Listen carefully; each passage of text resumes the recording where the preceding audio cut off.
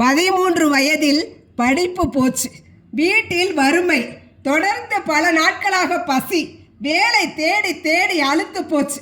ஒரு நாள் பசியால் மயக்கமடைந்து ஒரு நாடக கொட்டகை வாசலில் சொருகும் கண்களுடன் அமர்ந்திருந்தான் அந்த சிறுவன். ஒரு பணக்காரர் குதிரையில் நாடகம் பார்க்க வந்தார்.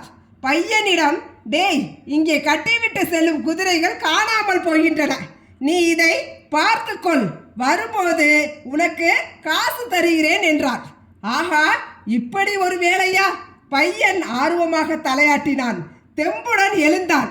நாடகம் முடிந்து பணக்காரர் வெளியே வந்தார். வெளியே நிற்பது தன்னுடைய குதிரைதானா என்ற சந்தேகம் வந்துவிட்டது. அந்த அளவிற்கு குதிரையை சுத்தப்படுத்தி சேணத்தை பளபளப்பாக துடைத்து வைத்திருந்தான் பையன். சற்று அதிகமாக பணத்தை அவரிடம் நீட்டினார் பணக்காரர். சில்லறை கிடைக்கும் என நினைத்தவனின் கையில் பணம். மகிழ்ந்தான். மறுநாள் நாடகம் பார்க்க வந்த மற்றவர்களும் குதிரையை அவனிடம் ஒப்படைக்க அவற்றையும் பாதுகாத்து சுத்தப்படுத்தி கொடுத்தான். வருமானம் பெருகவே குதிரை லாயமே அமைத்து உதவிக்கு வேலைக்கு ஆள் அமர்த்தி முதலாளியாகிவிட்டான். அதோடு விட்டானா, நாடகங்களையும் கவனித்தான். மிகப்பெரிய இலக்கிய மாமேதையாகிவிட்டான்.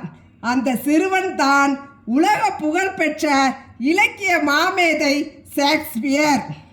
சந்தர்ப்பத்தை கெட்டியாக எப்போதுமே நாம் பிடித்து கொள்ள வேண்டும். ஆக மனிதர்களுக்கு எப்போது வேண்டுமானாலும் நல்ல நேரம் வரும். வருகின்ற சந்தர்ப்பத்தை மட்டும் கெட்டியாக பிடித்து கொண்டால் குதிரைக்காரனும் குபேரனாகி விடலாம்.